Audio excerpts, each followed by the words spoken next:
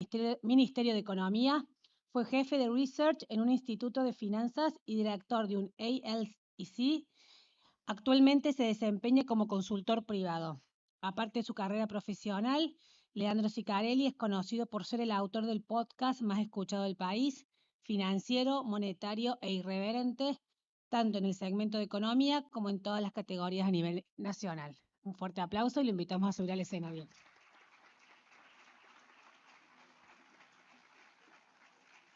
También presentamos al señor Salvador Vitelli, analista financiero, consultor, jefe de research en Romano Group y operador de granos, consultados por medios internacionales como el Financial Times, Forbes, Reuters, Bloomberg y la CNN, y medios nacionales como La Nación, Clarín, Infobae, Ámbito Financiero, El Cronista, TN, El Perfil. Modera este panel, le damos un fuerte aplauso y lo invitamos a subir.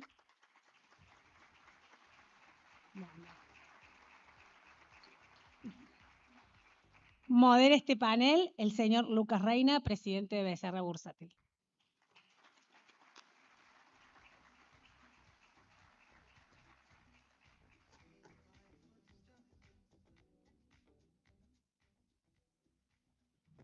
Yo me senté, no los esperé.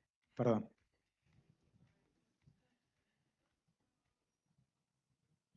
Hola, hola.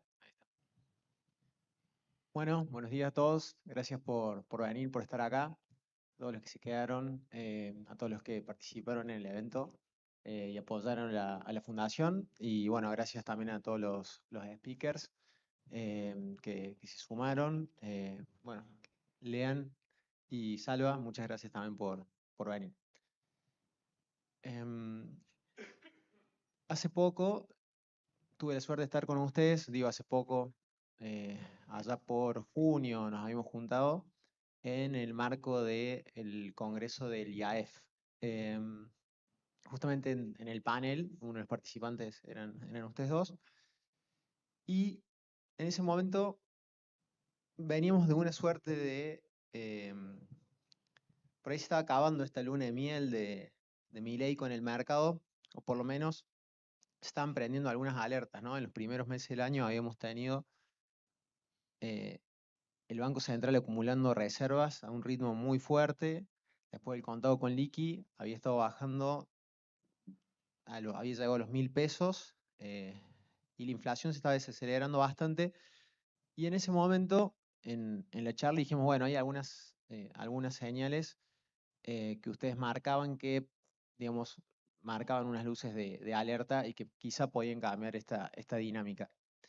Em, Bueno, a nosotros los economistas nos gusta encasillar todo.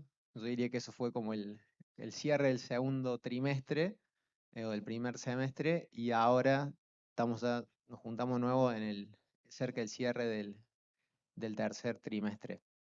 Entonces, poniendo esto en contexto, quería preguntarles, bueno, un poco qué ven que pasó, ¿no? En este tiempo que transcurrió desde ese momento que nos juntamos hasta hoy. Pasaron varias cosas. Sarvos cada vez son más famosos, Leandro. Llenaste un teatro, así que pasaron esas cosas, pero también pasaron otras cosas como lo que fue recientemente el impuesto país, se reglamentó el blanqueo. Son algunos de los temas que vamos a hablar hoy. Tema del impuesto país, algo estuvimos hablando y creo que fue esta semana, creo que es lo más reciente. Me gustaría saber un poco qué opinión tienen, digamos, de este impuesto, digamos, tan especial en términos de recaudación y en términos de lo que podría implicar en actividad y en la inflación, ¿no? Así que bueno, los invito primero que todo a hablar de eso y obviamente de lo que crean. Bueno, largo yo. Bueno, primero gracias por la invitación, placer estar acá. Les comentaba, nos dejaron la vara altísima luego de la excelente presentación de Walter, Juan y ahora Domingo. Pero bueno, la verdad muy contento de estar acá. Sí, fue una de las medidas ahora que se estuvo hablando, la reducción de la alícuota del impuesto país. Se especulaba en base a qué iba a suceder, a qué iba a afectar, cuestión de que baja 10 puntos para bienes y fletes, ¿sí? No baja para servicios, y un poco el impacto o la pregunta principal es decir, ¿qué impacto va a tener? Bueno, esto primero y principal, recaudatorio. eh, Hay que tener en cuenta, por ejemplo, de que lo que fue el impuesto país es básicamente, si uno mira los números fiscales, lo que te permitió estar en superávit. Entonces es un número interesante, te quedan algunas partidas lógicamente afectadas, pero lo retrotrae a niveles anteriores. Esto implica una apreciación implícita cambiaria, que no fue compensado, como se hablaba en algún momento de alguna devaluación extra, que podía no llegar a impactar en precios, porque en definitiva ya muchos precios transables estaban en ese precio. Una reducción de la inflación, pero nosotros pensamos que esta reducción de la inflación es en el margen, estamos hablando del 0,6 para precios mayoristas y que para el minorista va a ser mucho menos. Lo que sí yo creo y fundamental es que marca un sendero correcto, a mi criterio, de ir quitando no solamente presión fiscal, sino también distorsiones. O sea, recordemos que el impuesto país eh, es un impuesto que grava principalmente bienes transables, ¿sí? Una vez que se aplica para importaciones allá por julio y luego se incrementa en diciembre, genera fuertes distorsiones en el sector transable. Nosotros, Argentina, un fuerte componente de importaciones que tenemos son para bienes intermedios e insumos, es decir, bienes que importamos para luego exportar. Entonces, ¿qué sucede? Se le aumenta el costo que tienen los productores de transables exportables, y al mismo tiempo ese que exporta no puede trasladar su costo a el sector externo, porque en definitiva uno no puede venir y decirle a China, comprame un 17% más caro porque yo tengo este impuesto. Entonces, me parece que lo principal y lo beneficioso es marcar el sentido correcto, y además marcar esa quita, esa eliminación de distorsiones que también generan algo de competitividad. Hablamos mucho de competitividad y demás. O sea, estamos hoy frecuentemente mirando el tipo de cambio real, si está bajo, si está alto, el tipo de cambio real no es otra cosa en definitiva que el valor de los no transables, ¿sí? Precio internacional contra precio local, como los transables se vinculan al dólar oficial y eso está calculado, se netea, estamos hablando de que el tipo de cambio real es el valor de los no transables. Cuando eliminamos el costo de los no transables, se genera mayor competitividad. O cuando devaluamos. El problema que devaluar con eso es darle una aspirina a alguien que tiene una enfermedad terminal de impuestos y demás. La devaluación te morigera todo aquello que no te hace competitivo. Ahora lo que se va a buscar es trabajar en todo aquello que realmente la base, el sustento que no nos hace competitivo, que son regulaciones laborales, impositivas y demás. Yo creo que ese es el sendero correcto. El tiempo va a ser la cuestión, es decir, el mercado que te vaya a dar el tiempo para ir corrigiendo esos desajustes. Por ahora, como bien comentás, se viene el blanqueo.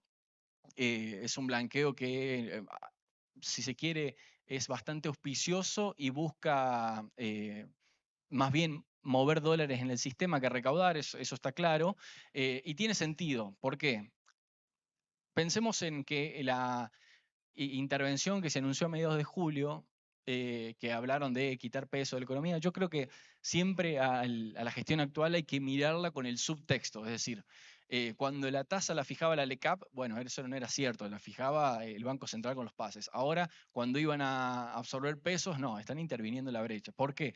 Yo creo que es para conseguir un puente ahora lo que se viene el blanqueo. Piensen, por ejemplo, que si entrasen 20.000 millones de dólares en el sistema a comprar títulos, el tipo de cambio MEP, el tipo de cambio contado con liquidación, son tipos de cambios implícitos. Es decir, paridad pesos, paridad dólar. Si tenés muchos dólares yendo a la paridad dólar y los pesos se mantienen relativamente constantes, uno podría esperar que el tipo de cambio implícito baja. Hoy está bajando un 1% y estuvo bajando sucesivamente. ¿Quiere decir que vaya a bajar bruscamente? No necesariamente, pero 20.000 millones de dólares es prácticamente la base monetaria que tenemos hoy en pesos. Entonces, el gobierno yo creo que está buscando un puente de tratar de intervenir con dólares para llegar a ese momento en que el blanqueo te comience a traccionar dólares e intentar allí, que lo vamos a hablar con Lean, de quitar restricciones e ir levantando paulatinamente el cepo. Bien, perfecto, Salva, sí, clarísimo. Justo cuando estabas haciendo, bueno, esta aclaración sobre el impuesto país y sobre las medidas, estas que parecen, bueno, como tratando de generar un puente, me acordaba una frase que Leandro en un momento nombró en el podcast, que es que el gobierno se estaba enamorando, ¿no?, de la desinflación. Eh, Junto con lo que vos decís, hoy leyendo un informe de 1816, que es una de las consultoras que, bueno, que en el mercado más seguimos, eh, bueno, pareciera que se enamoró y renovó los votos, ¿no? ¿Qué, qué te parece, Lean, esto? ¿Qué pensás? Bueno, antes que nada, gracias por la invitación. Un placer estar acá en el evento y en la provincia, que ya es como la segunda casa, estoy viviendo una vez por mes, más o menos. Así que muy contento de estar acá con ustedes. Vuelvo un poco para atrás con la primera pregunta que hiciste, que quiero comentar algo. En aquel congreso del IAEF, todavía todo marchaba bien y por ahí con Salva o algunos analistas ya veníamos planteando algunos interrogantes de cara al segundo semestre. Y era principalmente porque fue en el proceso en donde estaba terminando de negociarse el tema ley bases. Bien. Para mí una forma de entender por qué se empezaba a agotar el modelo o cómo estaban funcionando las variables, cómo estaban alineadas las variables, era pensar de que el gobierno durante el primer semestre de gestión gobernó con un plan B. Bien, ¿por qué con un plan B? Bueno, cuando uno mira cada una de las patas del programa, cambiario, monetario y fiscal, da la sensación de que el gobierno tenía una idea el 10 de diciembre y que cuando lo quiso llevar a la práctica, buena parte de todas esas ideas que tuvo no funcionaron o no las pudo sacar. Lo principal y lo más importante es la ley ómnibus, donde está un programa fiscal que te hacía la convergencia fiscal, casi te diría un 50 y 50 entre ingresos y gastos. O sea que el gobierno no tenía como escenario base hacer un ajuste de 5 puntos del PBI, todo por el lado del gasto. No era el plan A. ¿Bien? Caía la ley ómnibus, el gobierno toma la decisión de ir a superávit del primer mes igual. Y eso implicó hacer el 100% del ajuste por el lado del gasto. Te voy a decir algo más que suena medio raro, pero es real. Hizo más del 100% del ajuste por el gasto, porque hizo un ajuste y una convergencia fiscal con los ingresos cayendo. O sea que hizo un ajuste más que proporcional del gasto. Eso generó un primer trimestre una recesión fenomenal. ¿Bien? Que hizo que la inflación empiece a bajar un poco más rápido de lo que ellos esperaban. Con la corrección de precios relativos también se comportaron en modo plan B, porque el primer approach fue hagan lo que quieran con los precios. Liberó combustibles, liberó prepagas. Al tercer mes ya estaba llamando a las prepagas con defensa de la competencia para que vuelvan para atrás y diciéndole a las empresas de energía, con lo de combustible lo vamos a ir manejando acorde a cómo vengan los cronogramas de saltos tarifarios. Y en mayo dan el golpe final, que es patear un aumento de tarifas, que es una señal para las correcciones que vos tenías que estar haciendo en esta etapa del modelo bastante mala. Y eso es natural porque ese programa que vos improvisaste en la primera parte del año te traía resultados al principio por cosas espurias como licuar jubilaciones o no pagar camisa, que todos decíamos, la festejamos en marzo, pero en junio me parece que vas a necesitar un poco más. Bien. La salida era por arriba. Digo, de alguna manera el gobierno tenía que apuntalar los ingresos para cerrar el paquete fiscal, pudiendo aflojar un poco el ajuste en el gasto y permitiéndole a la actividad hacer piso, al salario real hacer piso, a la jubilación hacer piso y empezar a recomponer. Para eso necesita ingresos. La única forma de que la economía recupere los ingresos con una recuperación económica tan lenta es que consigas nuevos impuestos. Y yo creo que el paquete fiscal que vino al lado de la ley bases vino a destrabar eso. En la etapa en la que nosotros hablábamos, estábamos previo al lío o ya en el medio del lío, porque el mercado decía, bueno, conseguime la ley base. Finalmente conseguimos la ley base y el mercado corrigió. Bien, en algún momento yo decía, no me importa lo que haga el mercado, porque para la macro, en el mediano plazo, la ley base va a ser buena. Bien. Y cuando vos mirás hoy los datos de recaudación que tenemos de agosto, que interanualmente dan muy mal, porque el agosto del año pasado fue un muy buen mes de recaudación, cuando vos lo haces desestacionalizado, es el segundo mes que la recaudación empieza a volar. Y parte de eso está explicado por los ingresos que consiguió el gobierno a través de la ley base. Entonces, cuando nosotros hablábamos en lo que era la última etapa o los últimos resultados que te podía dar ese plan B. La ley base viene a oxigenar el programa hasta fin de años. Te permite, por ejemplo, hacerlo del impuesto país, que para mí está bien, pero estratégicamente dejaste pasar una posibilidad para hacer una parte del catch-up cambiario por abajo. Bien. Lo que pensábamos algunos es, si tu prioridad es, de alguna manera, mandar una señal, una ruta respecto de que vas a sacar las regulaciones cambiarias, por ahí podés aprovechar este momento donde bajás 10 puntos el impuesto país para subir 10 puntos el tipo de cambio oficial, a sabiendas de que buena parte de los transables por el precio import parity ya están a ese tipo de cambio. O sea, no tendrías un pass-through real muy significativo. Por ahí un poquito por el lado de los bienes exportables, pero debería ser chico. Bueno, al dejar pasar esa oportunidad, el gobierno lo que manda es una señal clara de que las prioridades son otras. ¿Cuáles son las prioridades? la desinflación. De alguna manera, yo siempre pongo el mismo ejemplo, por ahí es muy reiterativo para los que me siguen, pero bueno, como el público se renueva. Milei asume diciendo 24 meses de esta inflación. O sea, alta inflación con recesión. 24 meses. Era exagerado, todos dijimos no van a ser 24 meses, pero algunos decíamos, ojo que por ahí 12, 18 sí, ¿eh? Bueno, ¿cuántos meses de gobierno van? 8. Y el gobierno ahora dice que lleva la inflación a 0 antes de fin de año. Entonces digo, algo cambió, algo se alteró en la secuencia, porque llevar la inflación a 0 o estabilizar la nominalidad venía después de salir del cepo. Entonces, bueno, como hoy el proceso de desinflación tira y es la principal prioridad del gobierno, hace estas cosas que, por ejemplo, baja 10 puntos el impuesto país, no corrige el tipo de cambio y dice, bueno, se te está agrandando la brecha. O sea, ahora el salto que vas a necesitar para salir va a tener más pass-through, va a ser más difícil de controlar. ¿Por qué hace eso el gobierno? Bueno, porque tiene el foco puesto en la nominalidad. Y de hecho, me imagino que ahora después lo vamos a hablar, pero yo ayer grabando el podcast pensaba, digo, hemos venido discutiendo mucho respecto de a dónde se iba a encontrar el piso de esta desinflación. Y para ser honesto, no la pegamos ninguno. No sé si Arriazu debe haber sido uno de los pocos, incluso Mingo no le pegó. Porque esto decíamos, en algún momento va a aparecer el componente inercial, porque los regímenes de alta inflación tienen eso de que la economía se acostumbra a funcionar. No es un shock, que un día los precios saltan 15 y después volvemos a la normalidad. No, todos los meses saltan 15. Entonces, la economía con el paso del tiempo empieza a generar mecanismos para funcionar con ese nivel de nominalidad. Los mecanismos son mecanismos normativos indexatorios, o sea, todo ajusta, todo va a una velocidad crucero. Entonces vos para desinflar eso, en algún momento vas a tener que romper ese esquema inercial. ¿Bien? Como el gobierno no eligió tener anclas nominales al principio del programa, lo que todos decíamos, mirá que esto de 25 baja a 20, baja a 15, en algún momento va a ser piso. Bueno, Mingo creo que decía 8 en un momento, en 8 mensual te va a costar, rompió 8. Yo decía en 6, rompió 6. Algunos decían en 5, rompió 5. Ahora en 4% mensual de inflación, parece que de verdad está siendo complicado. Ya tenemos 3 meses de datos donde la core está entre 3,7 y 3,8 y el mes de agosto que va a venir en línea con eso. O sea, son 4 meses donde no pudiste romper ese piso inercial de inflación.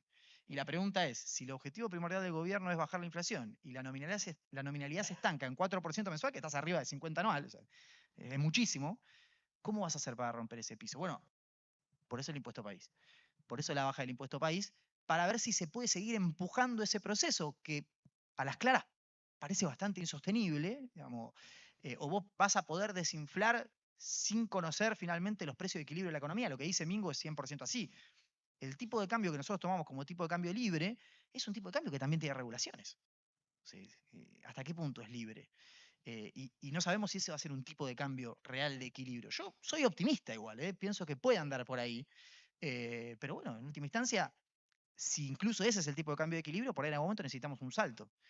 Y creo que lo mencionó recién Cavallo, un salto va a implicar más nominalidad. ¿Y qué va a romper? La película de la desinflación. Entonces, de alguna manera el gobierno se metió en un lío por alterar la secuencia y que no, tampoco es nada tan grave, pero digo, lo que necesita ahora es que para que salga bien de acá hasta las elecciones de medio término, se le alineen todos los planetas.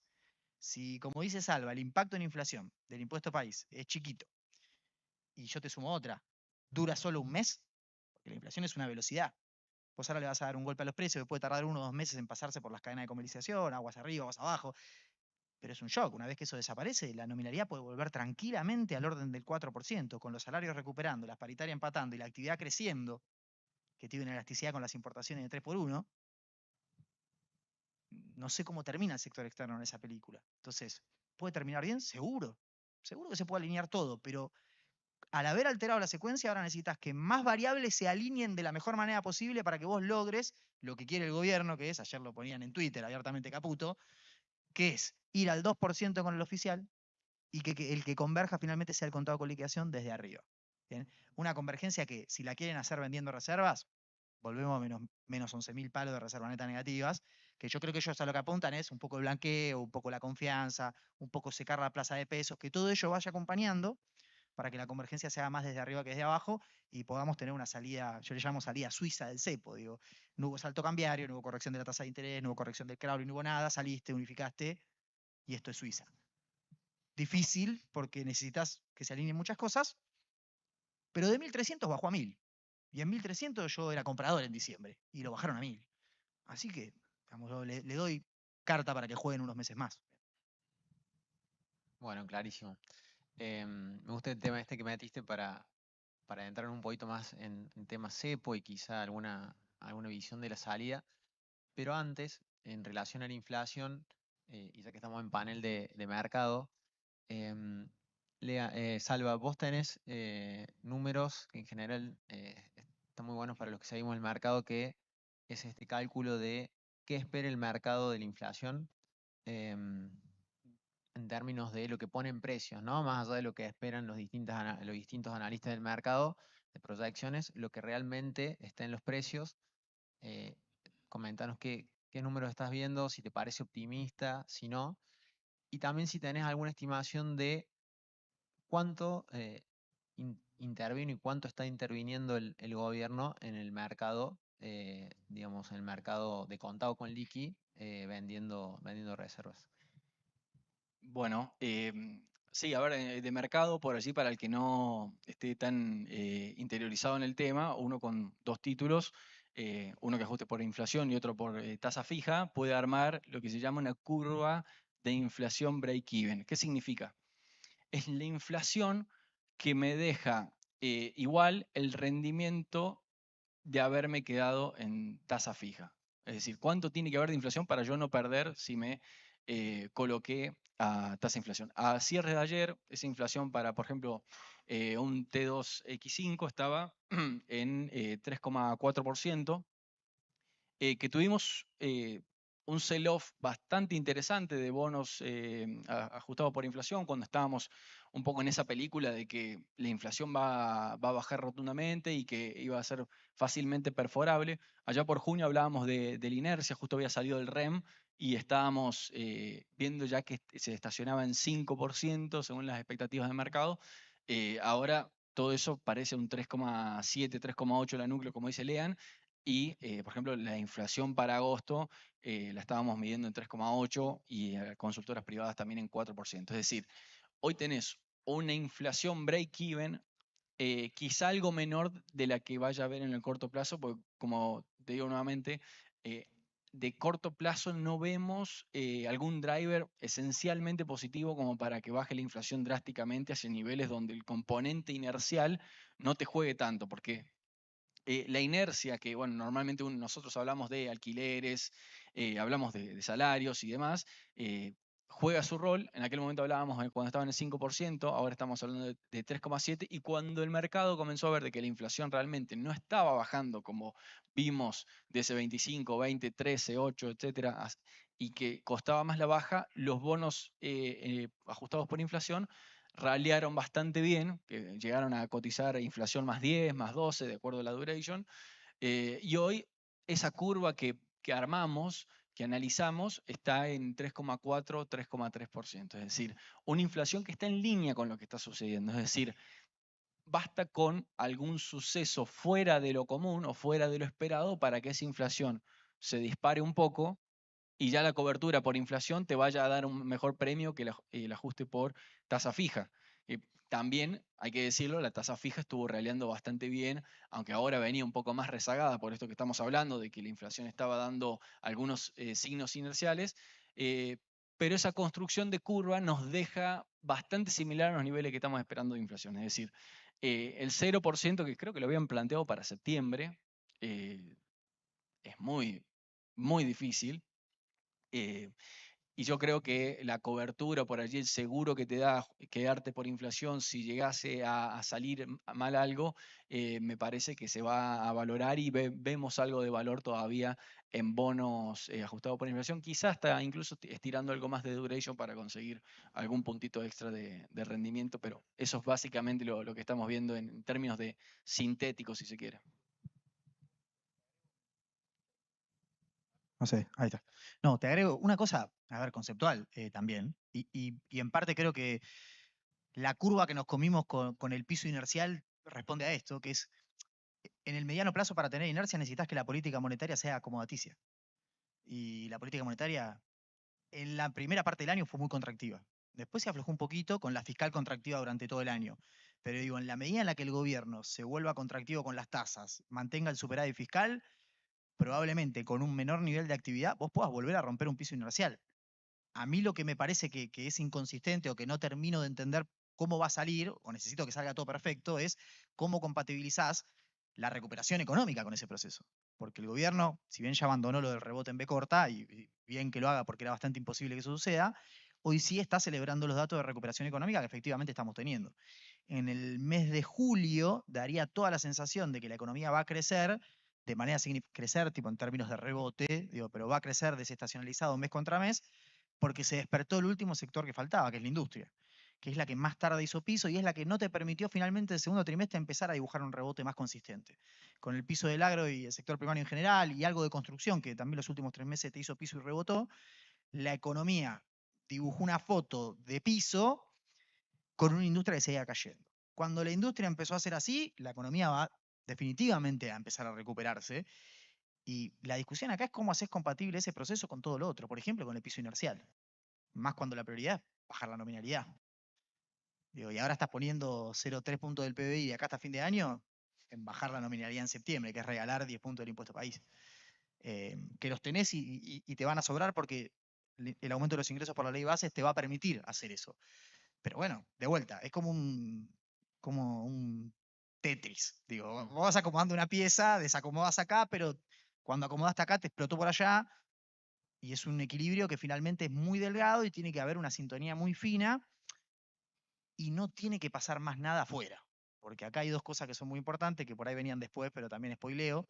Lo del real, es medio lo mismo igual. Lo del real y lo de la soja son cosas que para el programa que ellos estaban pensando son el talón de Aquiles. Todo lo demás tiene solución. Todo. Todos los problemas macro que tenían tienen solución. Lo de la soja no. Porque lo de la soja implica un equilibrio de tipo de cambio real con términos de intercambio más bajos, sea un poquito más alto, o sea, los transables un poco más caros en relación a los no transables. Y eso lo haces con un salto cambiario. O sea, ¿no? Y eso es justamente lo que el gobierno quiere evitar. Hola. Agrego dos cositas que me trajo a mente lo que dice Lean. Bueno, términos de intercambio en el segundo trimestre bajaron 10 puntos, o sea, una caída bastante fuerte de los términos de intercambio Argentina.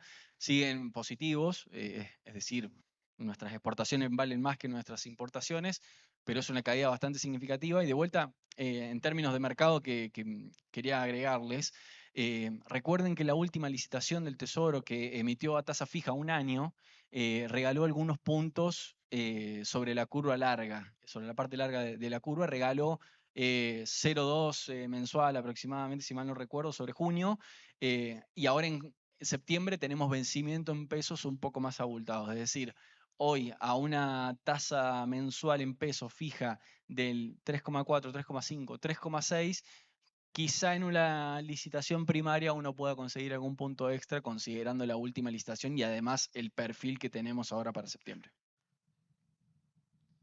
Bien, perfecto. Y bueno, respecto a lo que decías, Lean, de esta, no sé si llamarlo inconsistencia, pero que se tiene que alinear todo, ¿vos te imaginas que en un escenario donde, digamos, la inflación baje a un ritmo más lento, se queda un poco estancada, por así decirlo, en estos niveles entre 3 y 4%, em, ¿ves factible una salida del cepo o eso es algo que pasa para algún momento? Porque yo en algún momento te he escuchado que dijiste, mira, si no salen, el cepo se sale solo. Sí, sí. Si no abandonás el cepo te abandona a vos. Exacto. Hay que abandonarlo a tiempo.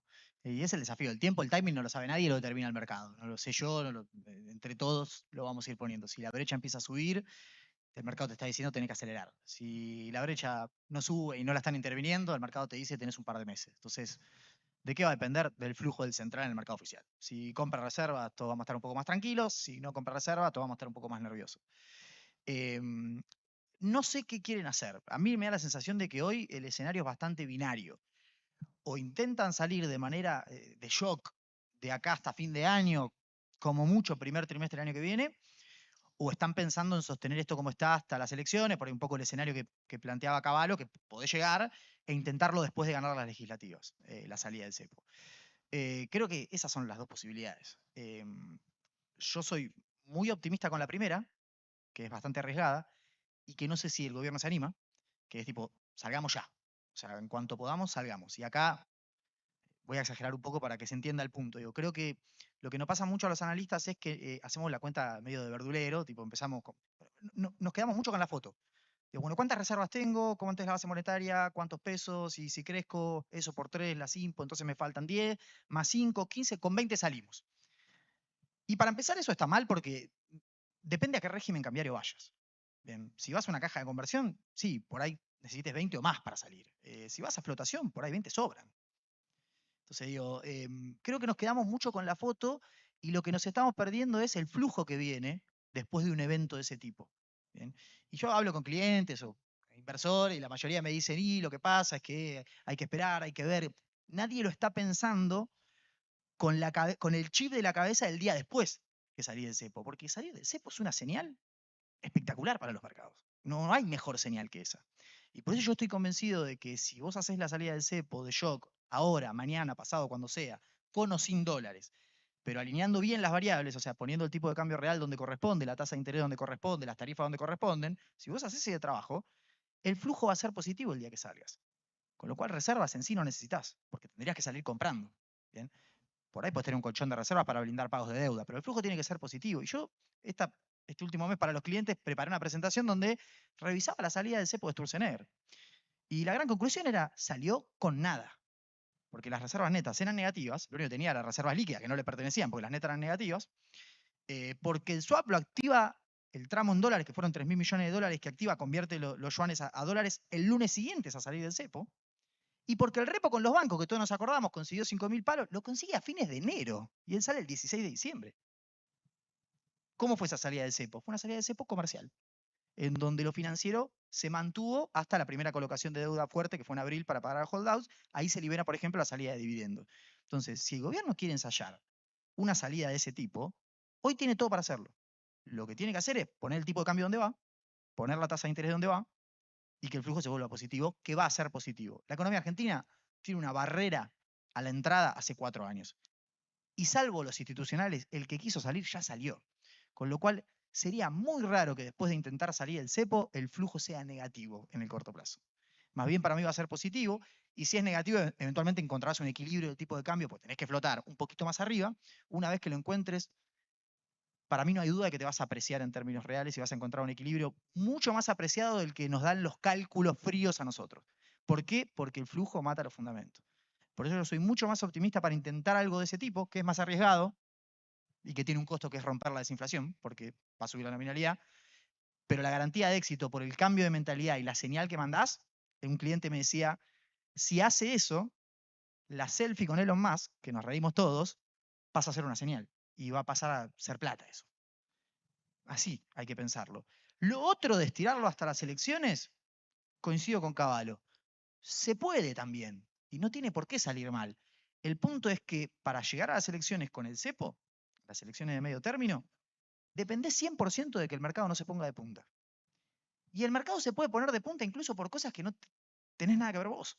Porque, por ejemplo, mañana vuela al real de vuelta y vamos a tener un problema. La soja mañana se va a $300 la tonelada y vamos a tener un problema.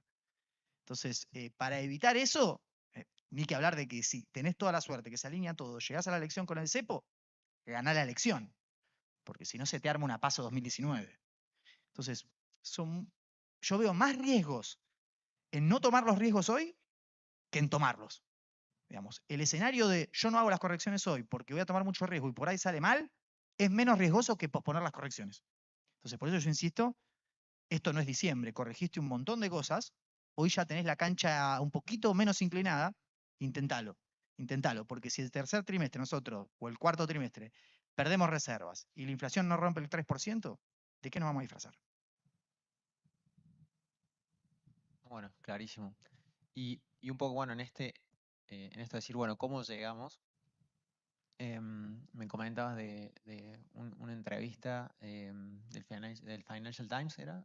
Hace poco, y que un poco se comentaba el tema de esta preocupación de cómo llegar en términos de los pagos, ¿no? De los pagos de los bonos que tiene que hacer Argentina, de la deuda.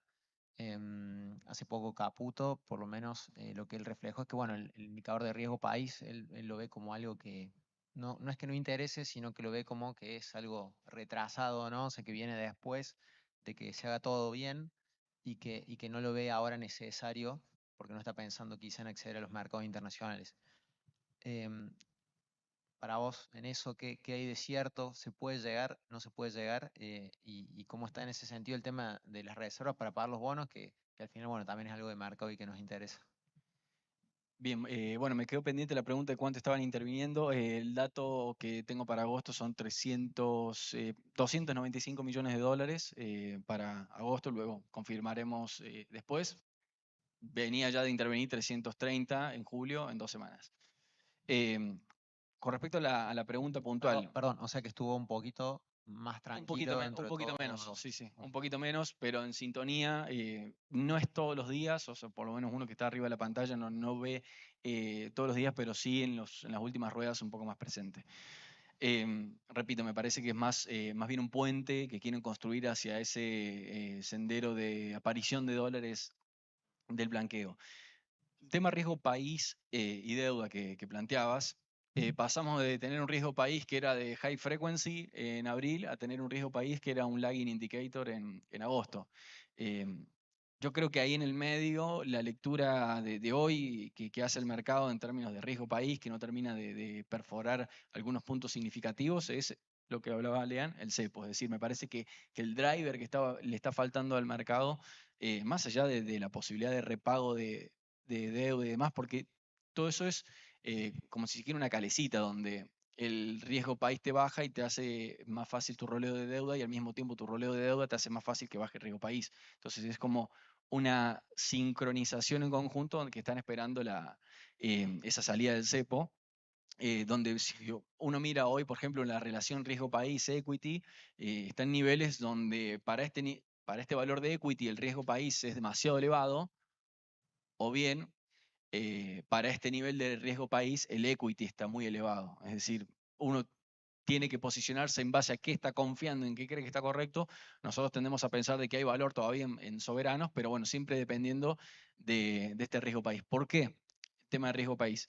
Para el año que viene, si neteo los pagos a soberanos, de bonos soberanos privados, BOPREALES y demás, y además de organismos internacionales, tenés 2025, vencimientos por 18.000 millones de dólares, 2026, 18.500, 2027, 20.000 millones de dólares. ¿Es un monto que sea estratosférico? No, no lo es. Lamentablemente Argentina no tiene acceso al mercado internacional de crédito, entonces cualquier suspiro es bastante para Argentina. Ahora, si yo lo desgloso eso, 50% pertenece a organismos internacionales. Y para mí no es un dato menor, porque uno tiene la capacidad, o por lo menos así se negocia, de que puede rolear vencimientos, puede generar nuevos acuerdos, aún con riesgo país relativamente elevado. Es decir, los acuerdos con el fondo no son necesariamente cuando el riesgo país está bajo, sino justamente lo contrario, cuando el riesgo país está por las nubes y necesitamos encontrar algún acuerdo. Entonces tenés un 50% de vencimientos que responden a ese tipo de tenencias y luego privados, distribuidos generalmente en enero y julio, que son los vencimientos de los soberanos. El gobierno hace hincapié en que los vencimientos ya los tiene blindados, de que los intereses lo iba a girar a Nueva York y, por ejemplo, ahora de enero, y para el capital iba a ser un repo.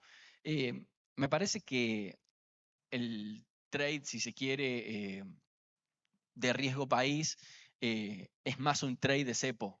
Es decir, si yo creo que el riesgo país va a converger porque la salida del cepo va a ser lo más rápido posible, sin los mayores costos, que yo coincido con Lean, donde cada día que pasa con cepo es cada día que me alejo más a sacarlo, por el hecho de que todos los beneficios, entre muchas comillas, que tiene el cepo se van dilapidando y todos los perjuicios se van incrementando. En ese sendero vemos a un valor en lo que es la curva soberana. Si uno quiere exponerse más a duration y por allí conseguir alguna ganancia extra, posicionarse en mayor duration, ¿sí? Que con cambios en tasa de interés uno consiga una mejoría en capital. Ahora, si uno es más, si se quiere, pro cepo o que la salida no es tal, duration corta te va a proteger un poco. Lógicamente estamos en Argentina, acá una protección, estamos hablando que no va a caer un 50%, lamentablemente, es así. Pero Eso es por lo menos lo que estamos viendo. Creemos que con el blanqueo se está entrando flujo. Nosotros monitoreamos los depósitos en dólares, los préstamos en dólares, muy importante también. Vemos flujo que está entrando, vemos flujo que está yendo a títulos. Es decir, en junio hablábamos de un Bopreal que valía 78, si mal no recuerdo, y que incluso veíamos valor. Hoy vale 82, hoy estaba subiendo y pagó cupón. Nos parece que son títulos que pueden llegar a ser atractivos para el blanqueo y uno posicionarse también en eso. O sea, está el trade blanqueo de posicionarse en títulos que uno vea valor, o por lo menos que otros vean valor, más allá de que yo lo vea. A mí me importa lo que piense el mercado más que lo que pienso yo. Pero bueno, en términos de deuda, nosotros somos bastante constructivos. No creemos que el riesgo país sea un lagging indicator. Sí vemos posibilidades de que la cuestión fiscal termine consolidándose. Vemos a un gobierno muy contundente en lo fiscal, donde si entró, por ejemplo, lo de las jubilaciones y las reformas, que luego salió vetado, pero que de alguna partida se va a sacar ese fondo, es decir, el superávit nos parece que es innegociable, un gobierno que es bastante constructivo con las acreencias en términos de pagos, nos parece de que en esa relación riesgo país-equity vemos aún algo de valor en riesgo soberano, sin dudas, lógicamente teniendo en cuenta también el contexto global de que la soja cayó 25%, si el real se aprecia aún más en un escenario de debilidad del dólar, por ejemplo, nos viene muy mal porque es una apreciación implícita, y bueno, que sin dudas me parece que el foco ahora va a estar puesto en este superávit energético que están proyectando para 5.000 millones de dólares el año que viene, y esa antidependencia del agro, es decir, me parece que al sector agro también le va a venir bien que se deje de depender de eso y que ni hablar que por los volúmenes comercializados y por lo lento que viene la comercialización en Argentina, una eventual salida del cepo va a traer dólares que hoy no se están comercializando justamente por eso. Bueno, perfecto. Bueno, la verdad que muy buen resumen, Salva. Lean, si querés agregar algo más, vamos para el cierre. No, a ver, sigo con una visión constructiva. Me subo algo que decía Salva recién. El próximo driver para. Yo sí lo digo así. Acá hay mucha gente de mercados, todos sabemos que no funciona así, pero yo lo que digo es: daría la sensación de que llevamos los bonos de 18 a 50 nosotros, acá en Argentina. Comprando y diciendo esto va a salir bien, y si sale bien, digo qué pocos tengo, y empujamos, y los precios de 18 era muy fácil. En 30 costó un poco más, pero seguimos empujando, se dieron los resultados electorales que más le gustaban al mercado, empujamos, y con lo que tenés hasta acá llegaste. Me da la sensación de que para seguir subiendo desde acá necesitas algún otro trigger. Yo creo que ese trigger es el flujo. Y el flujo va a aparecer cuando saques el cepo. Por eso coincido 100% con lo que decía Salva. Y hago una simple mención, un ejercicio para que hagan en casa los que tienen ganas y les gustan los gráficos. Si vos pasás todo a base 100 y agarrás el riesgo país y mirás el ciclo de riesgo país desde mediados de 2013 hasta el colapso mediados de 2018 y lo comparás con este ciclo, siempre agarrando de los máximos, siempre el cambio de régimen es la llegada de Massa. No sé por qué, fue en 2013 que le gana a Cristina y después fue cuando llega Massa al gobierno de Alberto, los activos ya empiezan a ralear. No sabemos bien por qué o qué descontaban, pero empiezan a ralear. Si vos lo pones los dos periodos en simultáneo, lo que te da es que el proceso es muy parecido en términos de tiempo, y que en los dos casos los activos argentinos ralearon sin flujo. Bien. Yo me acuerdo que a fines de 2015 la pregunta era: ¿pueden seguir raleando los activos argentinos con todo lo que viven haciendo de 2013? ¿Y qué decíamos los analistas? No, pues ya está. Cuando asume Macri vendan todo, porque, claro, cuando asumió Macri, no importaba lo fundamental. Macri lo primero que hace es regala el déficit fiscal, lo duplica porque regala las retenciones. Lo primero que hace. Después podemos discutir, está bien, está mal, pero digo, en materia de programa fiscal, lejos de blindar, lo llevó al colapso. Entonces decíamos, después del rally que tenemos de 2013, más lo que regala Macri, más la devaluación, más el caos social, más no sé qué, y los bonos subieron. ¿Por qué subieron? Porque nos llevó puesto el flujo. Y tuvieron un rally parecido al que tuvimos de 2013 a 2015. ¿Por qué? Por el flujo, digo. Y el flujo aparece cuando vos te vas al mercado de cambio, al balance cambiario del Banco Central, aparece en enero de 2016. Vos ves la serie y es un cementerio por el cepo, y en enero de 2016 levanta, y ahí te llevan puesto. Y el ciclo da eso. Cuando vos ponés las dos trayectorias de riesgo país juntas, el ciclo da que a más tardar en 3-4 meses tendríamos que estar saliendo del cepo, y el salto que le falta a los bonos lo van a dar para ir a comparables o algo más parecido a un país normal lo van a dar cuando venga el flujo. Y ahí no va a importar la foto, de vuelta, no va a importar si las reservas netas o si los vencimientos, que de hecho lo que menciona Salva es muy importante. Él dice el año que viene son 18, pero del fondo son solo 3 billions que hay que pagar. Y eso es muy importante, porque si el fondo te abre una línea para refinanciar, el fondo te está financiando al 7 y pico % en dólares. Es una tasa que no existe para nosotros. Si ellos te logran refinanciar la facilidad una vez más, sin financiamiento neto, te dan los mismos 45 billions, pero te ponen 10 billions por delante, el año que viene pagas 3, te quedan 7 netos para salir del cepo. Y el fondo presta para salir del cepo, no presta para hacer puentes. Te queda la CAF para eso. El fondo presta para salir del cepo, le prestó a Etiopía, le prestó a Egipto y le puede prestar a Argentina. Entonces, ojo, hay una oportunidad ahí. Digo, destrabando con el fondo, blindás los pagos, pones el tipo de cambio donde va, los flujos son positivos y se hizo una película hermosa. Pero bueno, hay un problema con los ingresos que son mucho menores a los de 2015 y hay que ver si la sociedad aguanta un salto cambiario más. Ahí está la clave de eso. Pero tomar los riesgos en el momento indicado va a valer más que posponer algunas correcciones pensando de que tenemos más cuerda de la que hay. Esa es mi conclusión. Está optimista. Quiero empujar a que... Está bien para cerrar con optimismo.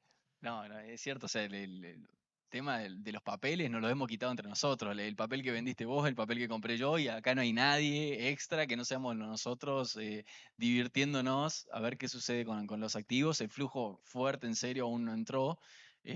Obviamente eso te hace pensar en un escenario bullish, se tiene que dar ciertas cosas, pero como para cerrar, o sea, tenemos una gestión que guste mal, guste más, guste menos, está logrando algo que en Argentina hace años que no se debatía, que era eliminar el déficit fiscal.